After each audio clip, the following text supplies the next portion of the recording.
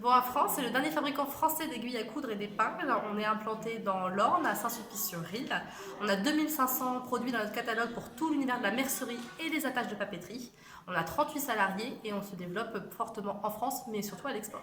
Alors justement, l'export, c'est une part importante de votre activité. On a une forte croissance à l'export et on arrive quasiment à 30% de notre chiffre d'affaires qui est fait dans l'international. L'international, est-ce que c'est ciblé sur plusieurs pays?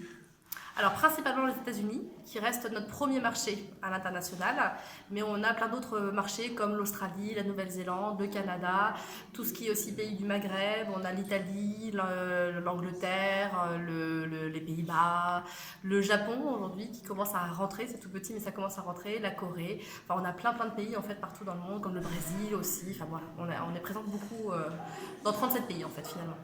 Pour vous accompagner sur cette démarche export, vous avez également bénéficié d'un accompagnement.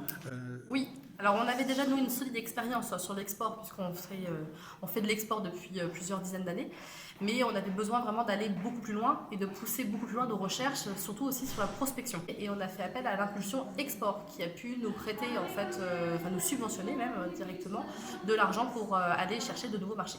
Alors, vous avez également investi sur le secteur du tourisme, puisque vous êtes passé de 2000 visiteurs par an à près de 20 000 aujourd'hui. Exactement, pendant une dizaine d'années, on avait 2000 personnes simplement du bouche à oreille qui venaient visiter nos ateliers de production.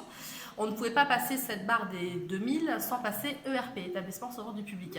Donc on a créé un partenariat public-privé avec la communauté de communes pour organiser un vrai parcours de visite qui retrace en fait la fabrication sur 2500 m² de parcours, donc la production Boa France, le musée en fait finalement sur l'histoire, le fondateur, etc., des expositions temporaires. Donc c'est un partenariat public-privé qui a nécessité beaucoup d'investissements, qui a été monté pour être la locomotive touristique de la région.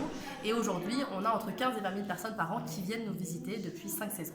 Et alors pour boucler la boucle, puisque vous êtes une entreprise historique, vous avez également déposé un dossier pour devenir entreprise du patrimoine vivant. Exactement, le dossier est parti il y a quelques semaines pour devenir entreprise du patrimoine vivant avec ce fameux label EPV. On serait très fiers de faire partie de ce label d'État qui est très reconnu et qui justement est une valeur aussi importante à l'export. Il est reconnu en France, mais à l'export c'est aussi un gage de qualité complémentaire. Et alors justement, l'export, vous en parliez, vous avez refait tout votre packaging. Vous êtes passé sur quelque chose de plus luxueux, on peut dire ça comme ça? Alors, on est depuis toujours en fait la gamme premium dans la mercerie.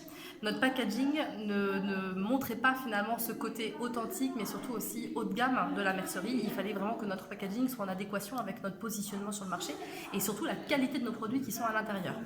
Donc, on a dû retravailler le packaging pour moderniser, rafraîchir en fait l'image Boa, et ça passait notamment par un logo beaucoup plus clair, moderne, chic à la française, authentique, élégant, avec des codes parfois empruntés un petit peu du minimalisme, qui sont aussi dans la tendance aujourd'hui, et pourtant avec une deuxième lecture vraiment beaucoup plus subtile, pour montrer aussi toute la palette très large de créativité dans la mercerie.